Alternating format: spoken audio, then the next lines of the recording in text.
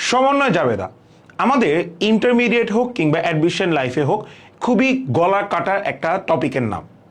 আমাদের সমন্বয় জাবেদা নিয়ে অনেক মিসকনফিউশন আছে, কিংবা আমরা অনেকে চিন্তা করি যে ভাইয়া সমন্বয় জাবেদা আমার আয়ের ক্ষেত্রে কীরকম হবে, ব্যয়ের ক্ষেত্রে কীরকম হবে, কিংবা সমন্বয় জাবেদার অ্যাকচুয়ালি জাবেদাটা আমি কীভাবে লিখবো আয়ের বা ব্যয়ের ক্ষেত্রে, ইত্যাদি অনেক ধরনের কনফিউশনস থাকে।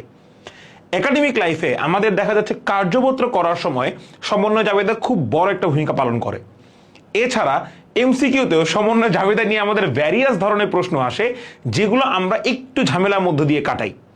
তো সেই ঝামেলার আসলে মোকাবেলা করার জন্যই আমাদের এই ভিডিওটা তোমাদের অনেক উপকারে কাজে লাগবে, তাই শেষ পর্যন্ত দেখার সবার জন্য অনুরোধ রইল।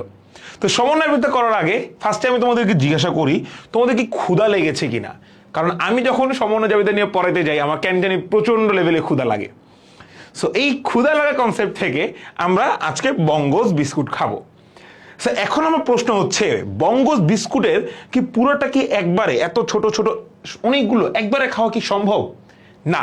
সো কিছু আমরা এখন খাবো, কিছু রেখে দিব ক্লাসের মাঝখানে, কিছু খাবো, আবার কিছু রেখে দিব ক্লাস শেষে কিছু খাবো। সো আমাদের এই বঙ্গজ বিস্কুটের যেরকম আমি তোমাদেরকে যদি বলি, কিছু অংশ আমি এখন খাবো, কিছু অংশ আমি পরবর্তীর জন্য রেখে দিব, আবার কিছু অংশ আমি আরো পরে পরশু দিন বা তার পরের দিন আমি খাবো। সো বঙ্গজ বিস্কুটে যেরকম আমরা রেখে রেখে খাচ্ছি, আমাদের এটার একটা স্পেসিফিক নাম আছে অ্যাকাউন্টিং এর ভাষায়, সেটা আয় এবং ব্যয়ের ক্ষেত্রে প্রযোজ্য। আমার আয়ের ক্ষেত্রে যেটা আমরা খাচ্ছি, অর্থাৎ যে অংশটুকু আমরা খাবো সেটাকে আমরা আয়ের ভাষায় বলি অর্জিত, কিংবা ব্যয়ের ভাষায় বলি সংগঠিত।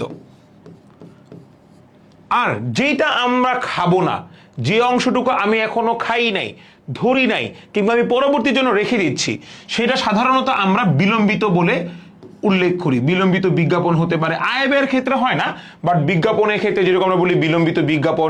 আবার আমরা বলতে পারি যেই বিজ্ঞাপনের খরচটা আমার বর্তমানে ব্যবহার হয়েছে, তার মানে যেগুলো আমি খাইছি সেগুলোকে আমরা বলি অবলোপন। সো আমার আয় এবং ব্যয়ের ক্ষেত্রেও ঠিক একই রকম কিছু কনসেপ্ট আছে, যে আমি এখন কোনগুলো খাবো বা এখন কোনটুকু আমার ব্যবহার হচ্ছে এবং কোনটুকু আমার ব্যবহার হচ্ছে না, পরবর্তীতে ব্যবহার হবে। সো এই জিনিসটা একটু বোঝাটা দরকার সমন্বয় জাবেদা শুরু করার ক্ষেত্রে। সো একটা জিনিস বলি, আমাদের আয় যখন আমি আয় হয়, আমাদের হিসাব বিজ্ঞানে আয় এবং ব্যয়ের দুইটা নীতি আছে। সেই নীতি অনুযায়ী তারা বলতেছে দুইটা ভিত্তি তারা ফলো করে, এক বকেয়া ভিত্তি, দুই নগদান ভিত্তি। সো বকেয়া ভিত্তির কনসেপ্টটা হচ্ছে যে আমি এখন কি টাকা পাবো না পাবো সেটা ডাজেন্ট ম্যাটার, আমি আয় হইছে বা ব্যয় হইছে আমি সেটা লিপিবদ্ধ করব। কিন্তু নগদান ভিত্তি বলতেছে ভাইয়া যে তোমার আয় ও ব্যয়ের টাকা মানে কখন হবে আই ডোন্ট কেয়ার, এটা আজকেও হইতে পারে, গতকালকে হইতে পারে, গত পরশু হইতে পারে, আগামী পরশু হইতে পারে, কিন্তু আমার যখনই আয় টাকা পাবো কিংবা ব্যয়ের ক্ষেত্রে যখন টাকা পাবো আমি তখনই আয় বা ব্যয় হিসেবে লিখবো। দুইটা পদ্ধতি ফলো করা হয়, একটা হচ্ছে বকেয়া পদ্ধতি, দুই নম্বর হচ্ছে নগদান পদ্ধতি। সো বকেয়া পদ্ধতিতে সাধারণত বলা হয় যখন আয় অর্জিত হয় কিংবা ব্যয়টা সংগঠিত হচ্ছে, তখনই আমি এটা আয় বা ব্যয় হিসেবে লিখে দিব।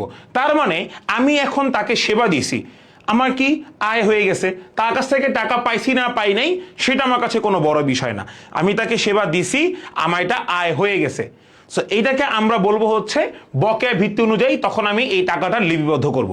একইভাবে ব্যয়, আমি আমাদের মুদি দোকান থেকে আমি বাকিতে কিছু পণ্য কিনছি, পণ্য কেনা শেষ, টাকা দিছি না দিই না সেটা পরের বিষয়, পণ্য কিনছি তার মানে টাকা আমার আজকে হোক কালকে হোক পরশু হোক দিতে হবে। সো আমি যেহেতু পণ্যটা কিনছি আমার ব্যয় হয়ে গেছে, এই ব্যয় হয়ে যাওয়াটাকে বলা হয় ব্যয় সংগঠিত হওয়া। সো ব্যয় সংগঠিত হইলেই তোমাকে ব্যয় হিসেবে লিখতে হবে, নগদ টাকায় দিচ্ছ কি দিচ্ছ না সেটা তোমার কাছে কোনো বড় বিষয় না।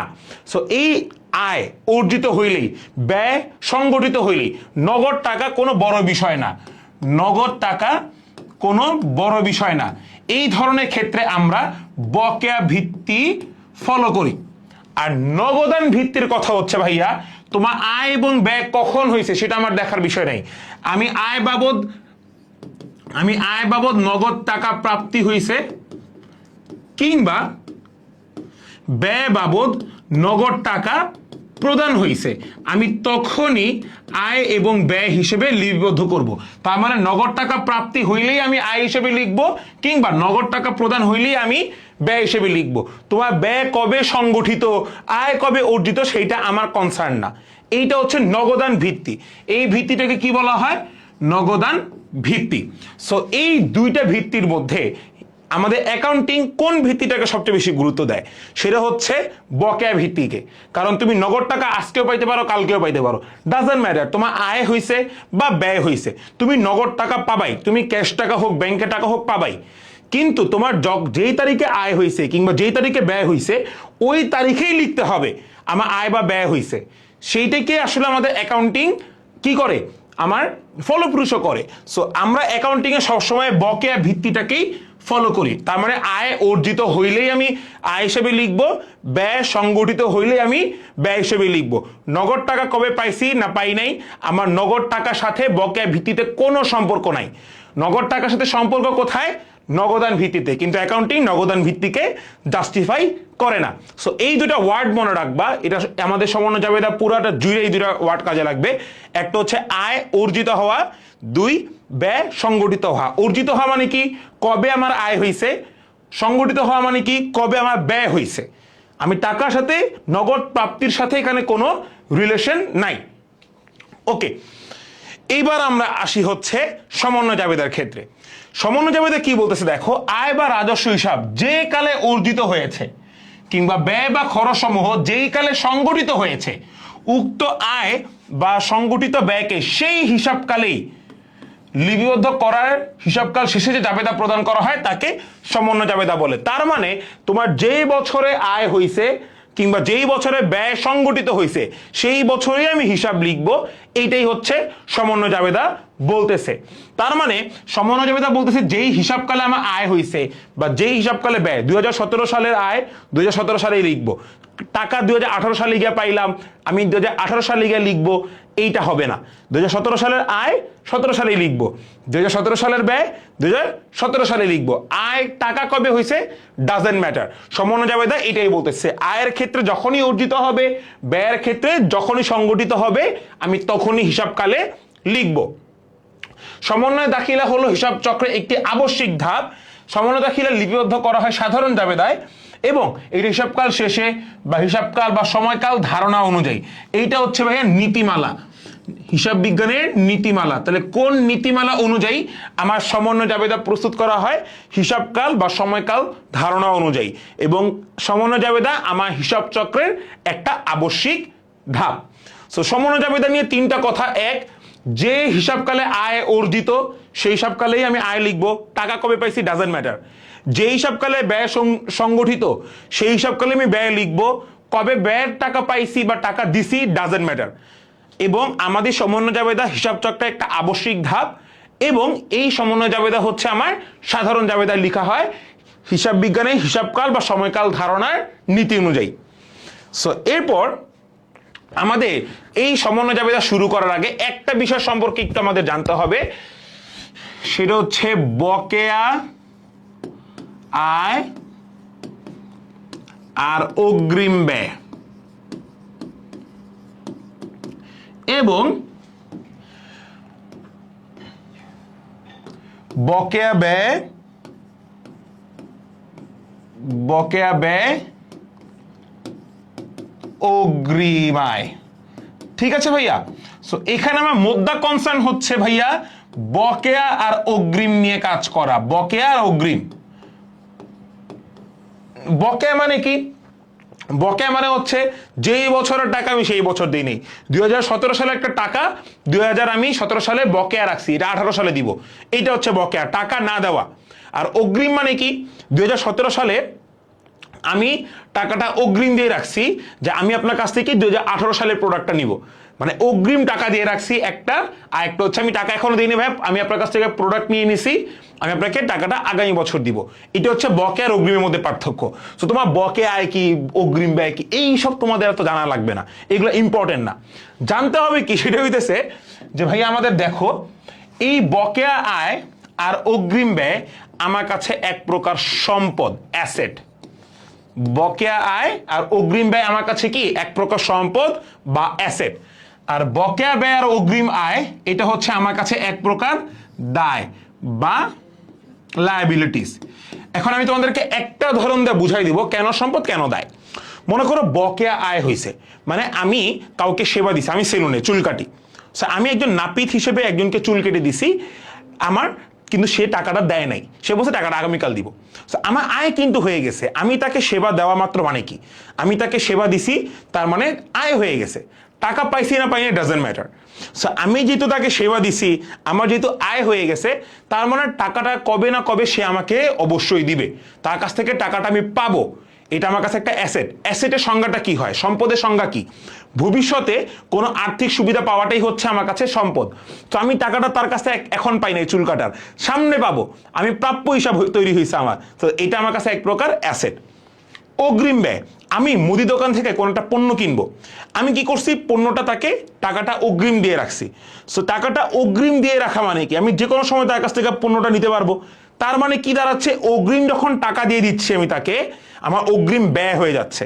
এবং ব্যয় হওয়ার জিনিসটা মানে কি, যে আমার যখন ব্যয় হইছে আমি তার কাছ থেকে যে কোনো সময় একটা পণ্য কিনে নিয়ে আসতে পারবো, আমি তার কাছ থেকে পণ্য কেনার একটা ফিউচার সুবিধা পাবো, which is an also asset বা সম্পদ আমার জন্য।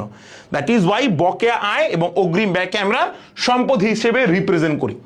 এবার বকেয়া ব্যয়, আমার বকেয়া ব্যয় হচ্ছে আমাদের সবার বাসায় আশেপাশে একটা মুদি দোকান থাকে, যেখানে আমরা সারা মাস বাকি খাই এবং মাস শেষে আমরা সেই বাকির বিলটা দিই।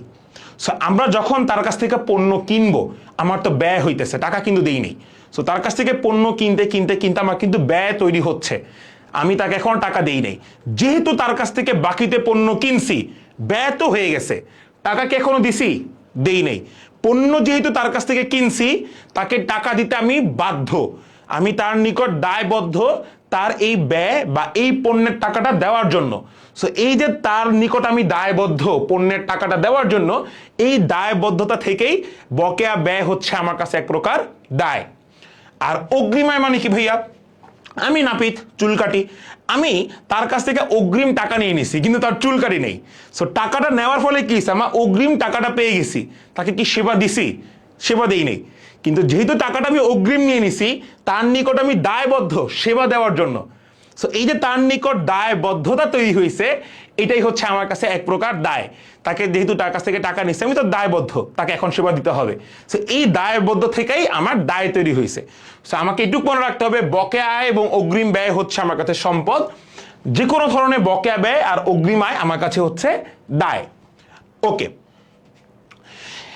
এইবার আমরা একটু হিসাবে আসি, যে আমাদের শুধুমাত্র মনে রাখবা ভাইয়া, আমাদের সমন্বয় জাবেদার, আমাদের এই সমন্বয় জাবেদার সবচেয়ে টাফ পার্ট হচ্ছে এই দুইটা জায়গা। এক নম্বর হচ্ছে অগ্রিম ব্যয়, দুই নম্বর হচ্ছে অগ্রিম আয়। এই মূলত অগ্রিম ব্যয় এবং অগ্রিম আয়, তার মানে মূলত এই অগ্রিম যে আয় বা ব্যয় আছে, এইটাই আমার জাবেদা নিয়ে একটু ঝামেলা হয়। কিন্তু আমার যেই বকেয়া আয় কিংবা আমার যেই বকেয়া ব্যয় আছে, সেটা নিয়ে আমার কোনো ঝামেলা নাই, এটাতে একটাই জাবেদা হয় এবং সেই জাবেদাটা আমরা সবাই পারবো।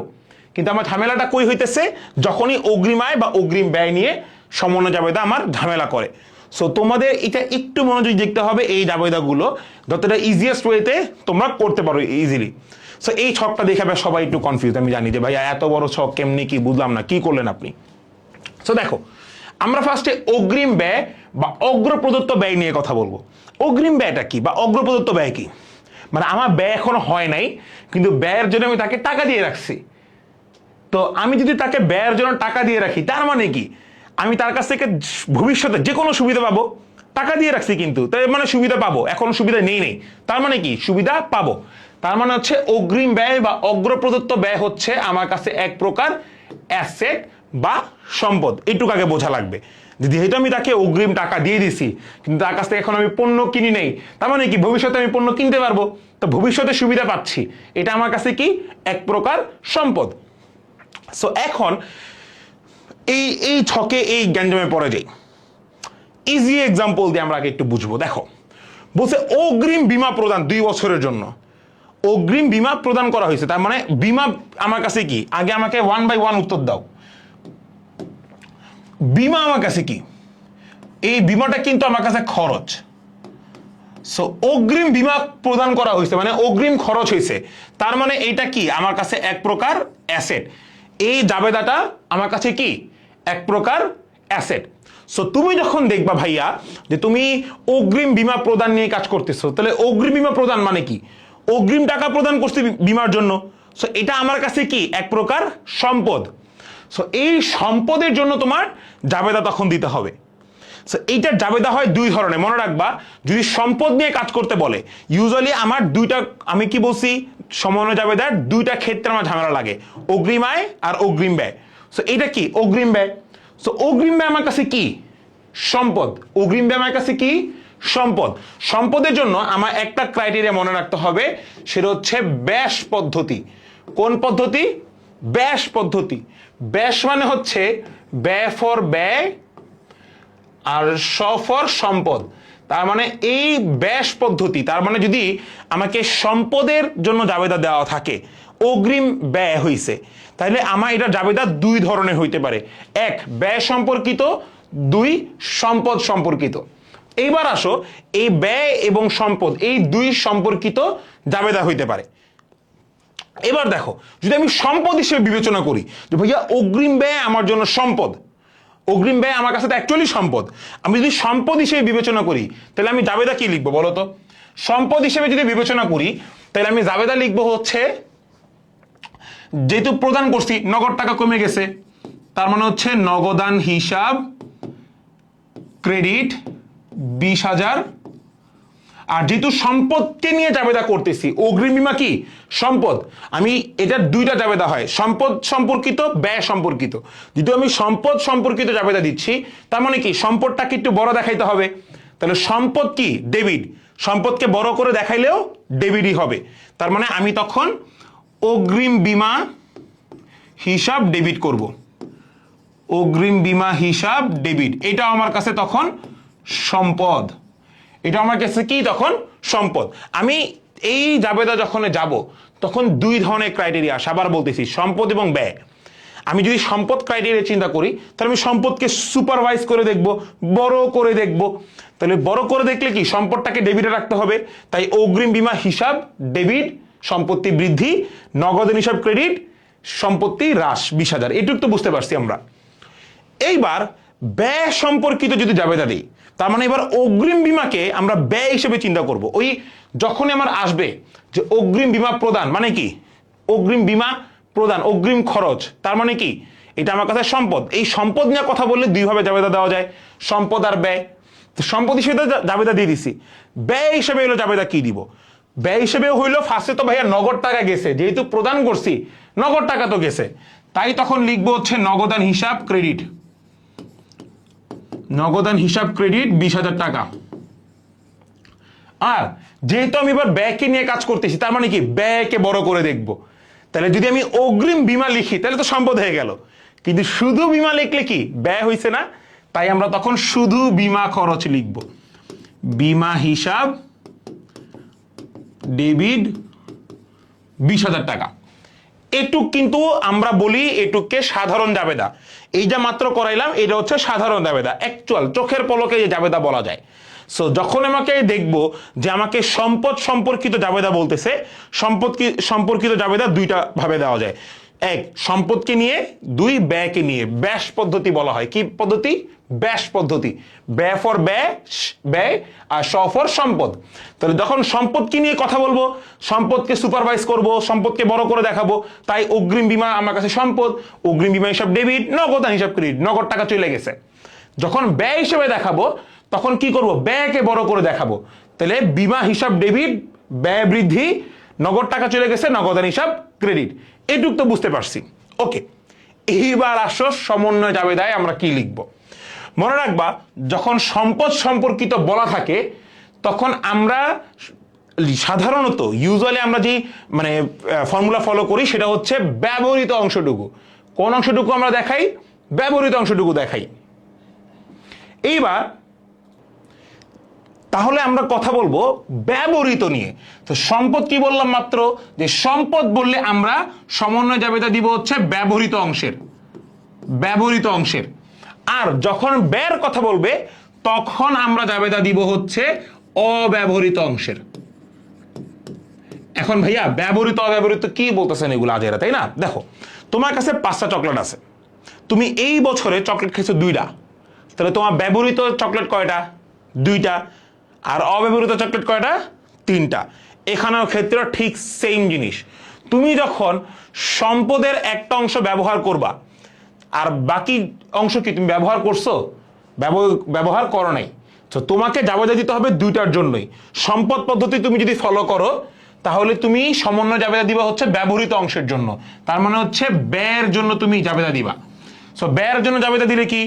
বীমা খরচ হিসাব ডেবিট, বীমা খরচ হিসাব ডেবিট, আর অগ্রিম বীমা হিসাব ক্রেডিট, অগ্রিম বীমা হিসাব ক্রেডিট। এবার প্রশ্ন হচ্ছে ভাইয়া জাবেদাটা কিভাবে আসলো? দেখো, তুমি যখন ব্যবহৃত অংশের জন্য জাবেদা দিচ্ছ, তোমার মনে করো 5টা চকলেট ছিল, তুমি সম্পদের সময় বললা তোমার কাছে 5টা চকলেট ছিল, তুমি যখন এই 5টা চকলেট কি তোমার কাছে সম্পদ না? তুমি যখন এই 2টা চকলেট ব্যবহার করছো, এই 2টা চকলেট কি খরচ হয়ে গেছে না যেটা খাইছো? তাই 2টা চকলেট যদি তুমি খাও, এই 2টা চকলেট যদি তোমার ব্যবহার হয়ে যায়, তাই 2টা চকলেট তোমার খরচ, তাই বীমা খরচ হিসাব ডেবিট করছি, খরচ বৃদ্ধি পাইছে। আগে তো 5টা চকলেটই সম্পদ ছিল, কিন্তু এই 5টা চকলেট থেকে যখন 2টা চকলেট তুমি খেয়ে ফেলছো, তার মানে কি 2টা চকলেট তুমি ব্যবহার করে ফেলছো, খরচ হয়ে গেছে। তার মানে কি খরচটা বৃদ্ধি পাইছে। আগে খরচ ছিল 0, 5টা চকলেট ছিল তখন খরচ 0, এখন 2টা চকলেট খাইছো তাহলে খরচ কত? 2টা, তখন আমার খরচটা বৃদ্ধি পাইছে। খরচটা বৃদ্ধি যখন পাইছে, আগে 5টা চকলেট ছিল খরচ 0, এখন যেহেতু 2টা চকলেট খেয়ে ফেলছো খরচ 2টা হ্রাস পাইছে না, বৃদ্ধি পাইছে খরচ 2টা। তা খরচ যদি 2টা বৃদ্ধি পায় তাহলে আগে সম্পদ ছিল কয়টা? 5টা, এখান থেকে 2টা চকলেট খাওয়ার কারণে 2টা খরচ বৃদ্ধি পাইছে, তাহলে কি সম্পদ কমছে কয়টা? সম্পদও কমছে 2টা, কারণ এই 2টা সম্পদ তুমি ব্যবহার করার কারণেই খরচ হয়েছে। তাই এই 2টা সম্পদ কি আমার কমে গেল না? তাই আমি সম্পদকে কমায় দেখাইছি, তাই অগ্রিম বীমা হিসাব ক্রেডিট। সম্পত্তি হ্রাস, এটা হচ্ছে খরচ বৃদ্ধি। আর তাহলে আমি কতটুকু ব্যবহার করছি? বলছে 2 বছরের জন্য 20,000, প্রতি বছরে তাহলে কত টাকা করে হচ্ছে? 10,000। তাহলে আমি এটা 1 বছরের জন্য জাবেদা দিচ্ছি, তাহলে 1 বছরে খরচ করছি কত? 10,000। তাহলে আমরা এখানে লিখবো 10,000, এখানে লিখবো 10,000। ক্লিয়ার? এইবার আসো অব্যবহৃত অংশটুকু। অব্যবহৃত অংশটুকু মানে হচ্ছে যেটুকু আমার বাকি আছে সম্পদ, যেইটুকু আমার কাছে বাকি আছে সম্পদ। তো তুমি দেখাইছিলা তোমার কাছে 5টাই ব্যয়, কিন্তু 5টা চকলেটের মধ্যে তুমি 2টা চকলেটকে খেয়ে ফেলছো, তো তোমার কাছে এখন আছে কয়টা চকলেট? 3টা চকলেট এখন আছে না? এই 3টা সম্পদ না তোমার কাছে, এই 3টা চকলেট? সো এই 3টা চকলেটকে আমি কি হিসেবে দেখাচ্ছি? সম্পদ হিসেবে দেখাচ্ছি। তাই আমি তখন জাবেদা দিব হচ্ছে অগ্রিম বীমা হিসাব ডেবিট, অগ্রিম বীমা হিসাব ডেবিট, আর শুধু বীমা হিসাব ক্রেডিট। এখানে তুমি দেখো ফার্স্টে আমি ব্যয় হিসেবে দেখাইছি, তুমি ফার্স্টে এই 5টা চকলেট ব্যয় হিসেবে দেখাইছো। ব্যয় হিসেবে দেখাইতে গিয়ে দেখলা তোমার অ্যাকচুয়ালি এই বছরে 2টা চকলেট খেয়ে ফেলছো, 2টা চকলেটে ব্যয় হয়ে গেছে, তাহলে তোমার কাছে অব্যবহৃত, তার মানে সম্পদ হিসেবে চকলেট আছে কয়টা? 3টা। তাহলে তোমার সম্পদ হিসেবে স্টিল 3টা আছে, তার মানে কি তোমার সম্পদ বৃদ্ধি। তুমি তো এখানে সম্পত্তি দেখাওই নাই, তার মানে তুমি এখন ধরতেছো কি 3টা চকলেট তোমার কাছে এক্সিস্ট করতেছে, যেই 3টা চকলেট তুমি ভবিষ্যতে খেয়ে সুবিধা অর্জন করতে পারবা। তাহলে 3টা চকলেট কি তোমার কাছে সম্পদ, তাই অগ্রিম বীমা হিসাব ডেবিট, সম্পত্তি প্লাস এবং বীমা হিসাব ক্রেডিট, খরচটা মাইনাস করে দেখাইছি।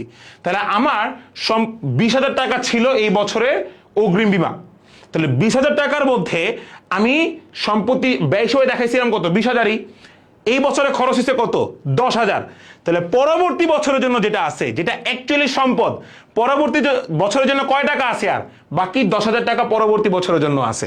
তাহলে আমি 10,000 টাকা সম্পদ হিসেবে দেখাচ্ছি যেটা পরবর্তী বছরে, আর এখানেও আমি 10,000 টাকা দেখাই দিচ্ছি। তার মানে হিসাবটা কি দাঁড়াইলো? দেখো, তুমি যখন সম্পদ হিসেবে প্রথমটা দেখাবা, পরের জাবেদাটা ব্যয় হিসেবে দেখাইতে হবে। প্রথম জাবেদা যদি তুমি ব্যয় হিসেবে দেখাও, পরবর্তী জাবেদা সম্পদ হিসেবে দেখাইতে হবে। তার মানে তুমি যদি চিন্তা করো ভাইয়া প্রথম জাবেদা আমি সম্পদ হিসেবে দেখাইছি, আমি সম্পদকে বাড়ায় দেখাইছি, তাইলে এর সমন্বয় জাবেদা হবে কতটুকু ব্যয় হয়েছে, কতটুকু ব্যবহৃত হয়েছে, সম্পদ থেকে কতটুকু ব্যবহৃত হয়েছে। আর প্রথম জাবেদা তুমি যদি ব্যয় হিসেবে দেখাও তাহলে তোমাকে পরবর্তী সমন্বয় জাবেদাটা হবে ভাইয়া কতটুকু তোমার অব্যবহৃত আছে পরবর্তী বছরের জন্য। অনেক কনফিউজ, তাই না? এখন প্রশ্ন, ভাইয়া আমি বুঝবো কেমনে পরীক্ষার হলে আমি কোন পদ্ধতিটা ফলো করব? আমি কি সম্পদ পদ্ধতি ফলো করব, নাকি আমি ব্যয় পদ্ধতি ফলো করব? আমি কি সাধারণ জাবেদা দিব, নাকি আমি সমন্বয় জাবেদা দিব? পরীক্ষার হলে আমি কি করব ভাইয়া? এইটা জনগণের মনে হিউজ একটা টেনশন। সো এইবার আসো, তুমি পরীক্ষার হলে বুঝবা কেমনে যে ভাইয়া তুমি কোনটা দিবা বা কোনটা দিবা না। এবার আসো আমরা সেটা নিয়ে কথা বলি। তাহলে আমরা এখন দুইটা সলভ করাই দিব, দুইটা সলভ করাইলে তোমরা পুরো ব্যাখ্যাটা বুঝে যাবা। দেখো হালকা করে ঝাপসা।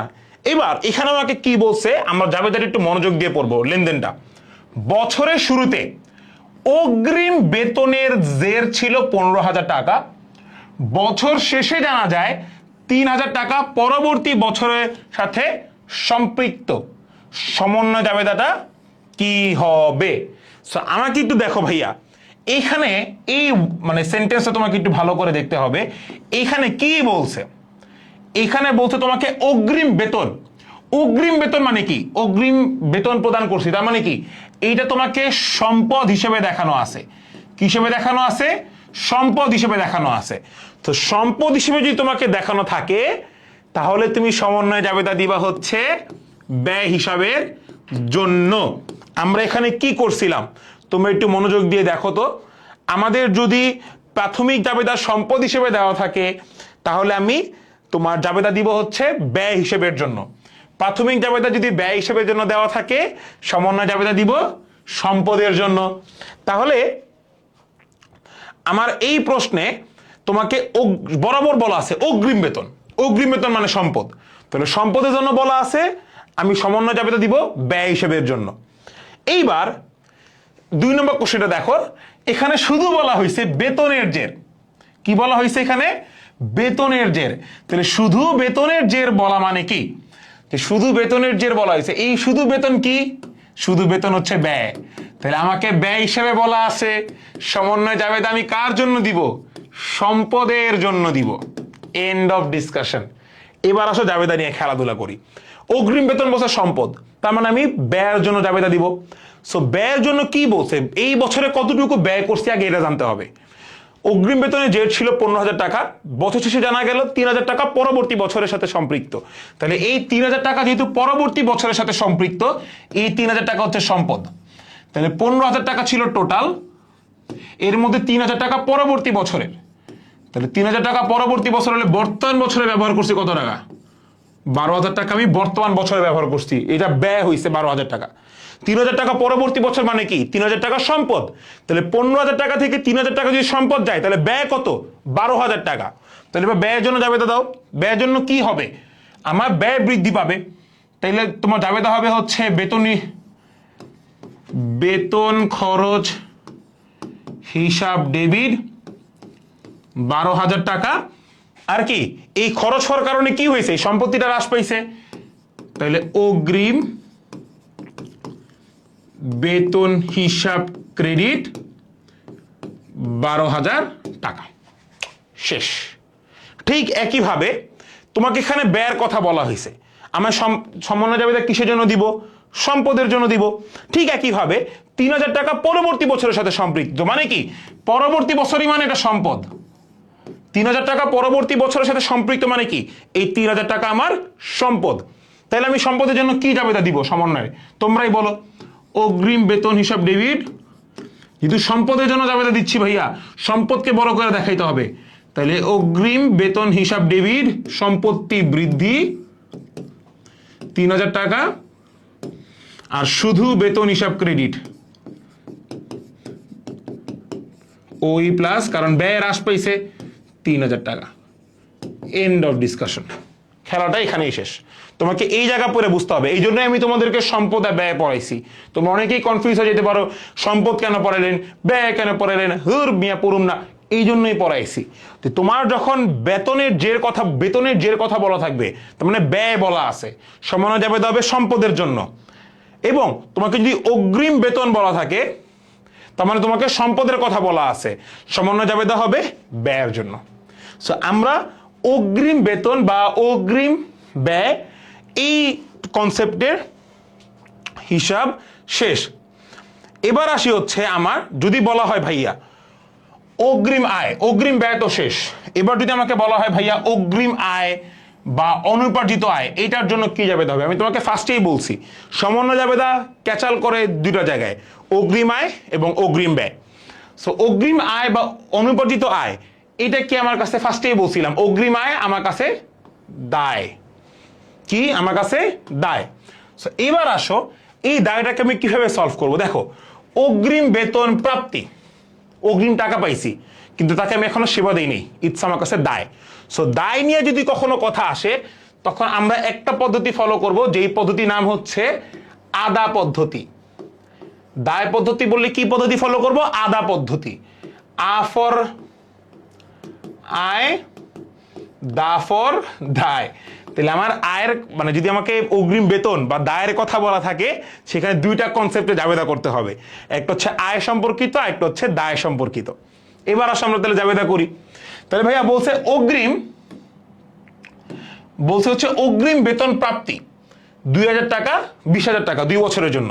তো যদি দায়কে নিয়ে চিন্তা করি, ঠিক সম্পদের মতোই আমি যদি ফার্স্টে দায়কে নিয়ে চিন্তা করি, তার মানে কি আমি দায়টা বড় করে দেখাবো। অগ্রিম বেতন প্রাপ্তি আমার কাছে দায়, তাহলে আমি ফার্স্টে করব দায়টাকে ক্রেডিট, অগ্রিম বেতন প্রাপ্তি হিসাব ক্রেডিট 20,000 টাকা। আর যেহেতু নগদ টাকা পাইছি, তার মানে নগদান হিসাব ডেবিট 20,000 টাকা। এটা হচ্ছে দায়। দায়কে নিয়ে চিন্তা করলে আমি দায়টাকে বড় করে দেখাইছি।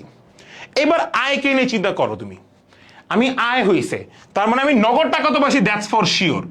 তাহলে নগদান হিসাব ডেবিট, এইটা নিয়ে কোনো কনফিউশনসই নেই। নগদ টাকা পাইছি, তার মানে নগদান হিসাব ডেবিট, দায় হোক বা আয় হোক। তো যদি মানে এটা আয় হিসেবে দেখাই, আমি দায় হিসেবে দেখাবো না, তাহলে শুধু বেতন প্রাপ্তি হিসাব দেখাবো, বেতন প্রাপ্তি হিসাব ক্রেডিট 20,000 টাকা। আমি যেহেতু আয়টাকে ফলো করতেছি, আমি আয় হিসেবে বেশি প্রাধান্য দিচ্ছি। দায়কে যদি ফলো করতাম, তাহলে আমি অগ্রিম বেতন লিখতাম। এইবার আমরা দায় হিসেবে যখন চিন্তা করব, তখন আমাদের জাবেদা দিব কোন নিয়মে জানো? সমন্বয় জাবেদা হবে ব্যবহৃত অংশটুকুর উপর। ব্যবহৃত তার মানে হচ্ছে অর্জিত অংশটুকু, তার মানে যতটুকু আয় হয়েছে। আর যখন আয়কে নিয়ে চিন্তা করব, তখন আমার অব্যবহৃত অংশটুকুর জন্য জাবেদা দিব, তার মানে দায়ের জন্য জাবেদা দিব। আমরা ফার্স্টে কি বলছিলাম? স্বাভাবিক নিয়মে যদি আমাকে সম্পত্তি বলা থাকে, আমি তার অপোজিট, তার মানে আমি ব্যয়ের কথা চিন্তা করে জাবেদা দিব। ঠিক তেমনি আমাকে দায়ের কথা বলা আছে, তাহলে আমি জাবেদা দিব হচ্ছে আয়ের জন্য, যতটুকু অর্জিত বা ব্যবহৃত হয়েছে। যদি আমাকে আয়ের কথা বলা থাকে, তাহলে আমি জাবেদা দিব কিসের জন্য? দায়ের জন্য, যতটুকু অব্যবহৃত রয়েছে। দায় মানে কি? ব্যবহার করা হয়নি, আগামী বছর ব্যবহার করা হবে। আর অর্জিত বা আয় হওয়া মানে কি? এই বছর আমি তাকে টাকা নিছি, তার মানে সেবা দিয়ে দিছি, আমার একটা আয় হয়ে গেছে, এটুক। ওকে, এবার আসো হিসাবে। যদি আমাকে বলা হইতো, যেহেতু আমাকে বলা হয়েছে আয় হয়েছে, তার মানে কি ভাইয়া আমার কাছে যদি 2 টাকা লোন ছিল, তার মধ্যে 1 টাকা লোন আমি পরিশোধ করে দিছি তাকে সেবা দিয়ে, তার মানে কি দায় কমছে না 1 টাকার? আমার কাছে 2 টাকা দায় ছিল, 2 টাকার দায়, এই 1 টাকার দায় আমি তাকে সেবা দিয়ে দিছি, তার মানে আমার আয় হয়ে গেছে। তার মানে কি আয় হয়ে যে গেছে, সেবা দিয়ে দিছি, তার মানে কি আমার দায় কমছে। তার মানে আমার যখনই আয় নিয়ে কথা বলবো, তখন আমি দায়টাকে আগে কমাবো। তাহলে দায় তো ক্রেডিট, দায় কমাইলে কি হবে? ডেবিট। তাহলে অগ্রিম বেতন প্রাপ্তি হিসাব ডেবিট। আর যেহেতু আয় হয়েছে, তাহলে বেতন প্রাপ্তি হিসাব ক্রেডিট। যেহেতু আয় হয়েছে, আমি তাকে সেবা দিছি, আয় হয়েছে, ব্যবহৃত অংশ, তার মানে আমার বেতন প্রাপ্তি হিসাব ক্রেডিট। তার মানে আমি এই 2 বছরের জন্য 20,000 টাকা, তার মানে আমার এই বছরে 10,000 টাকার আয় তাকে পরিশোধ হয়ে গেছে, আয় অর্জিত হয়ে গেছে। তার মানে 10,000 টাকার আয় অর্জিত হয়েছে, এবং যেহেতু আয় অর্জিত হয়েছে দায় কমছে, তার মানে আমি দায়কে কমাবো 10,000, আয়কে বেশি দেখাবো 10,000। শেষ। ঠিক একইভাবে আমার এখানে আয়কে দেখাইছি, তার মানে আমি তার অপোজিটে দেখাবো দায়। এইবার আসো তাইলে দায় কেমনে দেখাবো? তো যেহেতু আমি দায়কে দেখাবো, তাই তার মানে কি দায়টা প্রায়োরিটি পাবে। তার মানে আমি অগ্রিম বেতন প্রাপ্তি হিসাব ক্রেডিট দেখাবো, আর শুধু বেতন প্রাপ্তি হিসাব ডেবিট দেখাবো। এখানে কেন অগ্রিম বেতন প্রাপ্তি হিসাবকে ক্রিয়েট করছি? কারণ আমি দায়টাকে দেখাচ্ছি। সো দায়টা কিভাবে বৃদ্ধি পাচ্ছে? অগ্রিম বেতন হিসাবটাকে ক্রিয়েট করে বৃদ্ধি পাচ্ছে। দায় মানে কি? যেটা আমি এই বছর এখনো ইউজ হয় নাই, পরবর্তী বছরে ইউজ করব। পরবর্তী বছরে ইউজ করা মানে কি? এটা কি এই বছরে ইউজ হয়েছে? এই বছরে ইউজ হয় নাই, এটা পরবর্তীতে কাজে লাগবে। পরবর্তীর হিসাব আমার, এই বছরে কোনো হিসাব না। তাহলে এই বছরে কোনো হিসাব না, এই বছরে আমি ব্যবহার করি নাই, দ্যাটস মিন ইটস এ দায়। দায় হইলে ক্রেডিট হবে। কত টাকা ক্রেডিট? 10,000। 20,000 টাকার মধ্যে যদি 10,000 টাকা এই বছর ব্যবহার করি, তাহলে আর পরবর্তী বছরের জন্য কয় হাজার টাকা রইলো? বাকি 10,000 টাকা। তাহলে বাকি 10,000 টাকার আমি দায় বৃদ্ধি করে দেখাবো, এবং বাকি 10,000 টাকার আমার এইখানে দেখাবো। ঠিক আগামী বছর যখন আমার আবার আয়টা দিব, আমার আয়টা অর্জিত হবে, তখন আমি এই দায়টাকে আবার কমায় দেখাবো, আয়টাকে বৃদ্ধি করে দেখাবো। ঠিক এই নিয়মেই এটা ঠিক সেম প্রসেস। এবার আমরা আসো তোমাদেরকে বলি যে তোমরা কিভাবে বুঝবা ভাইয়া যে আমার কোনটা আয় কোনটা ব্যয়, আমি এটা বুঝবো কেমনে। দেখো এখানে অগ্রিম বা অনুপার্জিত সেবায় কথা বলা আছে। তাহলে অগ্রিম বা অনুপার্জিত মানে কি ভাইয়া? দায়ের কথা বলা আছে। তা যদি আমাকে দায়ের কথা বলা থাকে, তাহলে আমি সমন্বয় জাবেদা দিব কার? আয়ের জন্য সমন্বয় জাবেদা দিব। তার মানে যতটুকু অর্জিত হয়েছে, অর্জিতর জন্য আমি সমন্বয় দাখিলা দিব। ঠিক একইভাবে দেখো এখানে শুধু সেবা আয় বলা আছে। তাহলে শুধু সেবা আয় বলা মানে কি ভাইয়া? শুধু আয়ের কথা বলা আছে এই জায়গায়। তাহলে আয়ের কথা বলা মানে সমন্বয় জাবেদা হবে আমার শুধুমাত্র দায়ের অপোজিট। তার মানে যতটুকু আমার এখনো অব্যবহৃত আছে। দায় মানে কি? অব্যবহৃত। দায় মানে কি? পরবর্তী বছরের দায়, পরবর্তী বছর আমি এখনো ব্যবহার করি নাই, অব্যবহৃত আছে, এটা তোমার কাছে এক প্রকার দায়, তাই না? দিন শেষে। সেবার আসো, বলছে 30,000 টাকা ছিল, জানা গেল পরবর্তী বছরে 6,000 টাকা সম্পৃক্ত। ভাইয়া আমার কাছে ছিল 30,000, এর মধ্যে জানলাম পরবর্তী বছরে 6,000, তাহলে এই বছর কত? 24,000। 30,000-এর মধ্যে পরবর্তী বছরে 6,000, তাহলে এই বছরের কত? 24,000। আমি আয় মানে কি? এই বছরেরটা হিসাব করবো, পরবর্তী বছর গুল্লি মারি। তাহলে এই বছরে যদি হিসাব করি, এই বছরের জন্য আয় হচ্ছে 24,000। তাহলে আয়ের জন্য জাবেদা কি? আয়কে বৃদ্ধি করে দেখাবো। তাহলে সেবা আয় হিসাব ডেবিট, সেবা আয় হিসাব ক্রেডিট 24,000। আর দায় কমছে, 24,000 দায় কমছে, যেহেতু আমি এই বছর তাকে সেবা দিয়ে দিছি, এই বছর আমার টাকাটা উসুল হয়ে গেছে, তাহলে তার মানে 24,000 টাকার দায় কমছে। তাহলে অগ্রিম সেবা আয় হিসাব ডেবিট, একটা সেবা আয় হিসাব ডেবিট 24,000 টাকা। এখানে কি হচ্ছে? অগ্রিম সেবা হিসাব ডেবিট হওয়ার কারণে দায় হ্রাস, আর এটা সেবায় বৃদ্ধি হওয়ার কারণে আয় বৃদ্ধি, ওই প্লাস। ঠিক একইভাবে পরবর্তী জাবেদা যাও, 30,000 টাকা দেখাইছে, বছর শেষে 6,000 টাকা আমার পরবর্তী বছরের। তাহলে ভাইয়া আমি তো যখন দায় লিখবো, ভাইয়া দায় তো এই বছরের হিসাব না, এই বছর হিসাব তো আয়ের হিসাব। দায় হিসাব কোনটা? অব্যবহৃত, পরবর্তী বছরের হিসাব। তাহলে পরবর্তী বছরের হিসাব 6,000 টাকা আমার ডিরেক্ট দেওয়াই আছে। তাহলে আমি পরবর্তী বছরের দায়ের কথাই চিন্তা করি। তাহলে দায়ের কথা চিন্তা করতেছি, দায়কে বড় করে লিখবো। তাহলে আমরা লিখবো হচ্ছে অগ্রিম সেবা আয় হিসাব ডেবিট,